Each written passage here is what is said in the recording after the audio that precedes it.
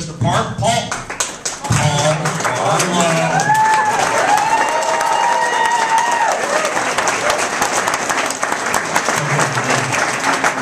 For whatever reason, I have one of those difficult names that everybody seems to do, Barlow or whatever, so that's okay.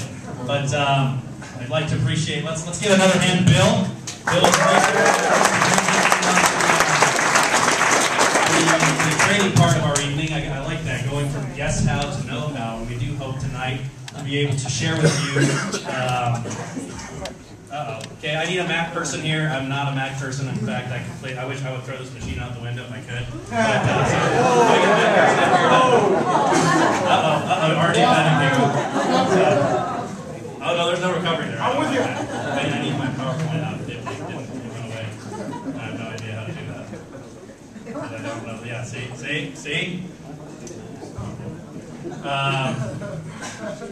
So then, there we go. All right, there we go. Thank you very much. All righty.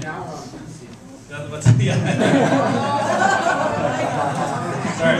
Save all your fight words for after. We can get together. We can go have something happen. Go get some nachos at a pizza or at a Mexican place or something, and we can duke it out over our things. But in any event, what I'd like to share with everybody tonight is a little bit of hopefully some know-how. For those of you that really know me, all of this big speaker guy or whatever that gets up in front of you is just a front. I am a nerd at heart. I hide pocket protectors at home and pull up my pants whenever possible and tighten them with a belt as much as humanly possible. I graduated. I actually did graduate from college, which I used to think was a severe disadvantage in the network marketing industry, but now I've come to accept my graduateness. And I graduated in history. Okay, so I'm a history guy. I love history, and I've hopefully done a lot of research here and stuff that you'll never have to, but that'll make you feel good about it yourself at the same time. What we're going to go over tonight, the purpose of my presentation, as you can see, it's called the Network Marketing Past, Present, and Future. And the reason that I do this presentation is a couple different reasons. Number one is I want to help you feel comfortable about the industry that you've gotten involved or are going to get involved in here. You need to understand that the network marketing industry is rich in tradition. It's been around for a very long time, and it's a very legitimate, very viable industry. I'm going to go over how that's come to be over the past 100+ years or so. And then secondly, I hope to make you excited about the future of where network marketing is going from here, because we're going to some really, really neat places that we've never been over the next couple, 20, 30 years. I'm going to set that up for you and help you understand that you are in the right time, in the right place, and that there really is no better time, it has never been a better time to be involved in network marketing than now. So that's what I hope to do for you over the next 15, 20 minutes here. And with that said, real briefly, I'll give you just a little bit of my background. For those of you that don't know me, I've been involved in the network marketing industry now for 11 years. And I had some of those concerns when I got involved as well. I used to run up against people, as many of us have, that used to denigrate or belittle the industry. And it's simply because of ignorance or just a lack of understanding. Really, a lot of it's emotional damage. A lot of people have got into this industry, and because they haven't had the correct types of mentors or the correct types of know-how, they've developed a less than favorable opinion about what network marketing is. Well, tonight we're here to go over the facts. And I'll tell you that over the last 11 years, I've learned a lot of different things. I've seen a lot of different companies. I've had the privilege of being involved in some of the biggest and oldest companies in this industry, and also having been involved in startups and seeing things grow from the ground up to where they're established companies doing tens of millions, if not hundreds of millions of dollars a year. Stop. Okay, and going from there. So, with that said, let's go ahead and jump right into this. The first thing that I'd like to go ahead and talk about is what I'm calling the modern prehistory of network marketing, because direct sales is one of the oldest professions on the planet. People have been bartering, trading, and selling and exchanging with each other for thousands and thousands of years, and I don't really want to go into that. I don't think any of you want me to either. So what we're going to start with is right about the 1890s. Avon is actually was founded in 1886 in New York. It was actually called the California Perfume Company at that time, and then switched their name to Avon. And they were one of the one of the founding members, if you see my important events, of the 1910 Agents Credit Association. And that's important because that was the precursor to what is now called the DSA, or the Direct Selling Association, which is the organization that kind of oversees and measures and promotes and champions what we do. And you hear that name, Direct Selling Association, and you need to understand that in this day and age, about 97% of all companies involved with the Direct Selling Association are network marketing or multi-level marketing companies. So really the Direct Selling Association is our champion. If you'd like to learn more about it, go to dsa.org. I am a big supporter of the Direct Selling Association, and they've got a lot of good information. In fact, a lot of the things that I learned I'm going to share with you, I learned from that group. So that was in 1910. And you see some of these, most of these companies, I put them up. I've tried to keep companies on this presentation that are still around today, or in one form or another. Some may not be. I didn't go into the deep research on that. But some of these names like Avon, Kirby Vacuum. Anybody got a Kirby Vacuum in the room? Yeah, this guy got some Kirby. Fantastic. Fuller Brush is still around. Stanley Home Products become several different things. And Electrolux is actually still around. They changed their name. I can't remember what it is right now, but they changed to another name, but they've been around since this time period. And what happened was, actually up until 1932, all of these direct sellers with these companies were employees of companies. But under FDR, with the Minimum Wage Act in 1932, what happened was that everybody had to switch to independent contractors. And that's really, really important, because that laid the foundation for who we are today. Before that, everybody was an employee of these companies. But with that Minimum Wage Act being instituted, they no longer could do that, because once again, we're purely commission-based. We are paid for our performance, not for our hours. And so by doing this Minimum Wage Act allowed us to become the independent contractors that we are today, that own our own businesses. Well, about 13 years later, you see that a gentleman named Carl Revvnrg, who started a little company called Neutralite, developed what was the first multi-level marketing pay plan. The story goes that Carl, this company was in Southern California, and he had a university professor friend, and I don't remember this guy's name, but he had a university professor friend from USC, and can you like make it not do that? I'm going to talk about these slides all for probably 5 or 10 minutes. Okay, perfect. If you could, and just make sure it's staying oh, now you're like giving away information and stuff. Oh man. Uh-oh, see. I go to the modern prehistory version is what we're going to do. Oh, perfect. Yeah, go ahead. So while he's doing that, I'll tell the story of Carl Revvnrg here. Carl had started this company, Neutralite, which was one of the very first vitamin companies.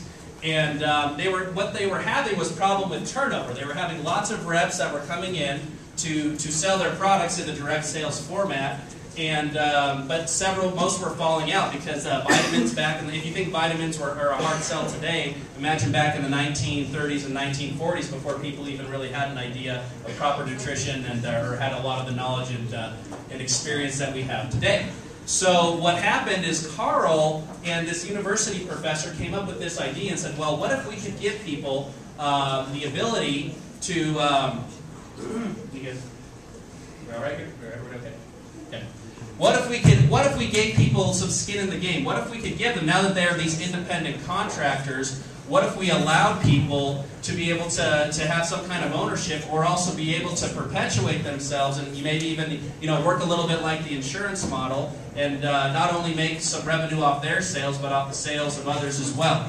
And so with that concept, Carl Revvnrg and this university professor from USC sat down and developed the first multi-level compensation plan that the industry started to use, where Neutralite distributors could sign up and could then also sign up other associates as well and make an override percentage off of those people's efforts. So that's how network marketing started. And officially, as we know today, with multi-level compensation plans back in 1945. And I'll wait for 1 second here, because now I actually am going to switch a slide. But there we go. You're on the right one now. Fantastic. So what happened was after Neutralite kind of pioneered this style of doing business, many other companies came into being that we know today. Anybody heard of Amway? Yeah. A few people heard of Amway. Amway is the second largest company, direct selling company in the world to Avon, which is the first, which we already mentioned. They started during the 1950s. Shackley, Tupperware, common name, Cut & Co., Mary Kay. Then in the 70s, there was a proliferation of these companies like Primerica, Forever Living. Longaberger is a company out of Ohio that actually does wicker baskets. Yes, they network market wicker baskets. That's what they do. Come up. And they've been around for about 30 years. And you see Prepaid Legal, Nature Sunshine, all wonderful companies that are still around today and still doing hundreds of millions of dollars in business. And during this period, this was the early infancy stage of network marketing where things were just starting to happen. If you understand, in the early stages of any industry, there is, there's innovation. There's new ideas. People are just trying things out. And this is where stair-step breakaway and party plan compensation models were developed. Stair-step, I'm not going to get into compensation here because we just I don't have the resources to do it. But it is the oldest, most common method of paying in a multi-level structure is a stair-step breakaway. And pretty much any company that you run into that started before 1990, give or take, is going to use this type of a model, the stair-step breakaway model. And the stair-step breakaway model was a model that was dependent on people doing a bunch of sales, going door to door, and selling a lot of product themselves, and then maybe every so often recruiting distributors. Well, the problem was that companies like Amway and like Shackley and some others took this model and attempted to do what we do today, which is have people largely do personal consumption and maybe sell a little bit, but then go out and massively recruit other individuals into their company. And there's nothing wrong with that, in my opinion at least. Other people might disagree with me. But the problem was that their pay plans did not allow, didn't really cater to that type of doing business. So if many of you may have been involved in one of these older type companies, you'll understand that if you didn't make a lot of money, it was because the way that they teach you to do it now just simply doesn't cater to the style of compensation that they've developed for you to use. Does that make sense? It's really not your fault. It's not really their fault either. They don't even really know. So that's what happened with the stair-step breakaway model. There was also something called direct distribution. And if you've heard the old story about people having lots of product in their garages and things of that nature, many of you today might go, what's that all about? This is where that stemmed from. What would happen is that back in these early times, of network marketing, what would happen is the larger representatives would become direct distribution points for these companies. And what would happen is they would then receive massive amounts of product for their local area. So if you were, Amway is in Ada, Michigan, and if you happen to be someone in, I don't know, Wichita, Kansas, and okay. If you happen to be in Wichita, Kansas, obviously it's going to be a little difficult for Amway to deliver your product individually at this point in time. And so if you were one of the larger representatives in the area, what was called a direct distributor, you would receive product which would probably fill up your garage, and everybody had pickup day. Some people in here might remember this if they were involved in this time period, where they would have the pickup day where they would go pick up their products once a week or whatever it was, and that's where that whole concept came from. That doesn't exist anymore, just so you're aware. So that's where this whole idea of people filling their garages with product came from, because that was the model that they used back then. And that's the early network marketing. So what happened was around the 1980s, and you start to see there's a lot more companies, the industry started to reach critical mass. With the foundation that was built in those early decades, people started to get a little bit more advanced. We started to have a lot of different companies. So there were some in the 80s. There's several companies that we still still know and love today, like Herbalife and New Skin and Melaleuca, and many others like that. And during the 90s was when things really got crazy. The 90s was what I like to call the wild, wild west of network marketing here in the United States.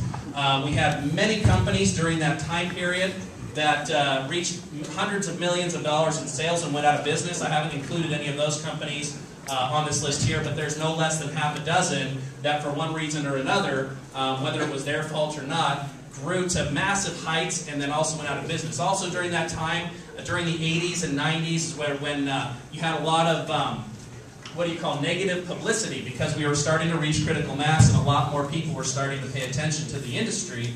And so what happened is you got a lot of negative press. You had people that were doing unethical business practice, but just like any industry out there, the 1 or 2% that are doing things wrong tend to reflect on the other 98, 99% poorly. And that's what was being illuminated during this time period.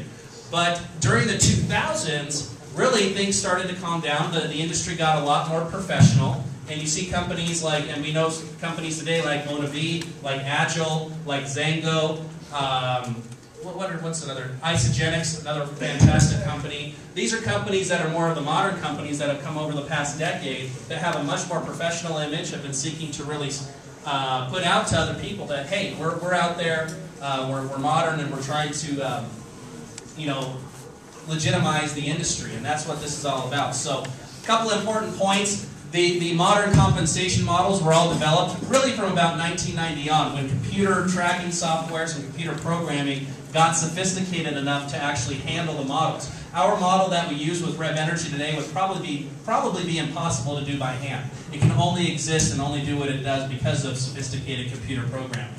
And so we had the direct shipping, as I talked about, kind of went away. It went the way of the dinosaur, and companies started, because of more efficient shipping methodologies and technology, companies could now drop ship directly to individual consumers.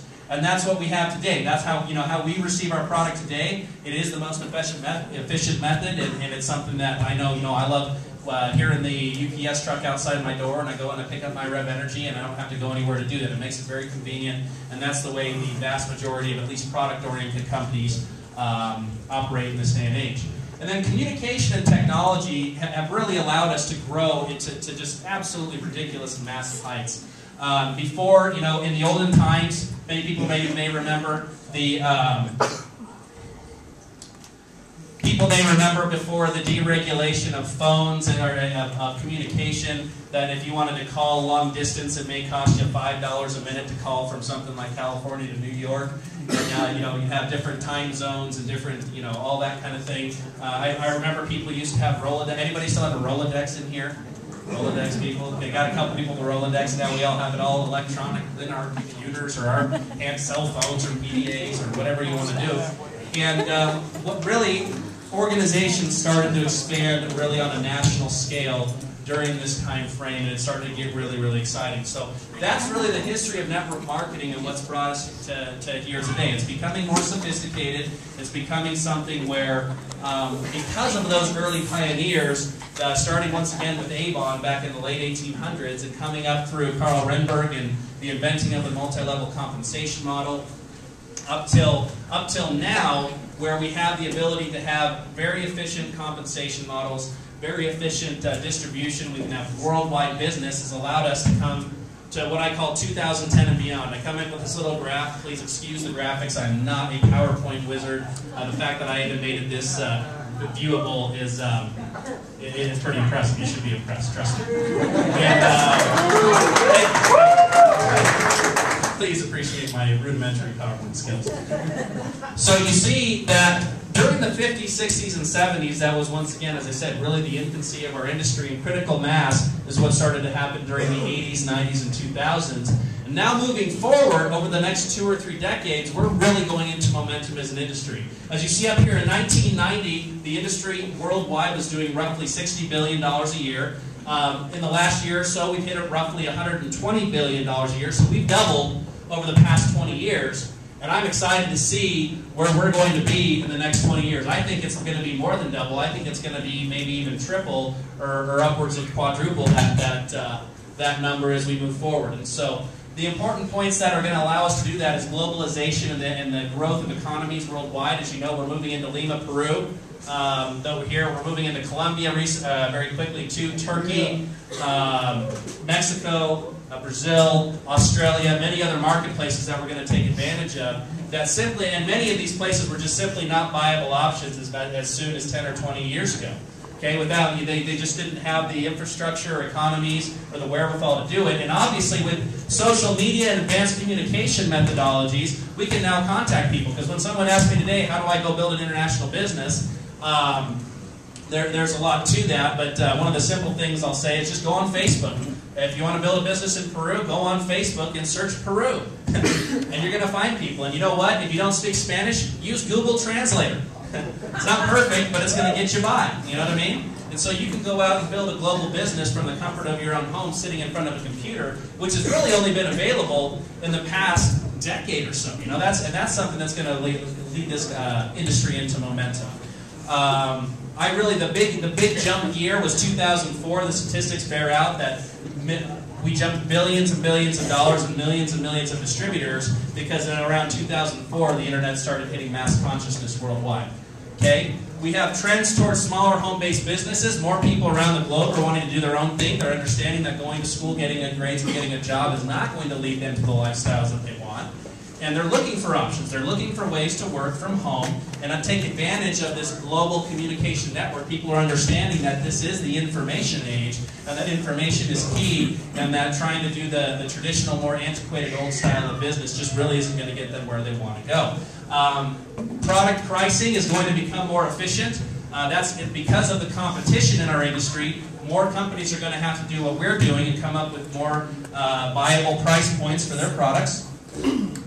And so we're really one of the leaders in that. And that's something that's really exciting to me, talking about Revvnrg and moving forward from here, is that we're following all the trends. We're building a business. We've come up with a product offering that really it caters to the marketplace that is emerging. It has a price point, as Steve eloquently stated earlier, that really competes in a retail environment, let alone in a network marketing environment. I'd say that's just a foolish comparison right now. When you try to hold our product and our price point up to other types of companies and products, it's just not even the same ballpark. We get to operate with a retail comparison, which is just never really, in my experience in this industry, has never happened before.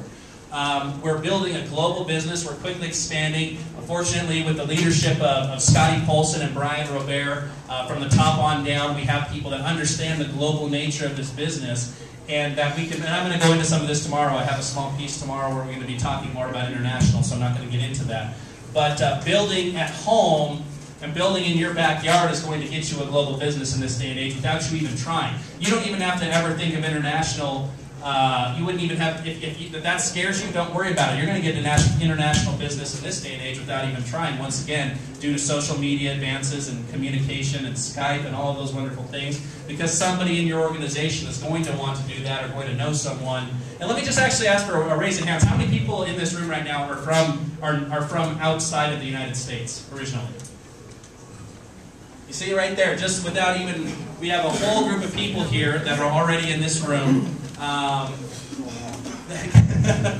that come from all over the world. We're becoming, the world's becoming very, very small, and Revvnrg is optimally positioned to take advantage of that going forward. So, with that said, guys, get on board this train. There's not going to be one company only that does this. This hundreds of billions of dollars of growth is going to happen, whether or not you or I are involved over the next 20 or 30 years. But I would surely hope that you would want to be involved in that and take advantage and get your piece of that. Now, with that said as well, I would hope that you'd want to be in a vehicle and with a company that has already positioned themselves ahead of these trends and understands moving forward and has leadership that understands moving forward what the global marketplace is going to look like, what the industry itself is going to look like, and is going to be able to support you and lead you to where you want to go, to be able to take advantage of instead of fight against the trends and the emerging factors that are coming in, that are going on right now. So I'm very excited to be involved in this Revvnrg company. Once again, I hope you've understood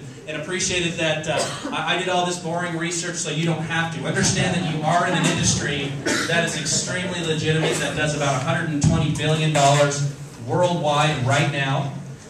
It's absolutely gaining traction in every segment, in every sector and corner of the globe that it moves into. It's a mature industry already here in the United States and continues to grow and will continue to grow. And if you will get involved now, you can take advantage not only of the growth of Revvnrg as a brand new company, but also of the growth of an industry as a whole, and be positioned in front of a wave unlike the likes that you've probably ever seen during your lifetime. So I thank you very much for this opportunity. I'll go ahead and pass the microphone.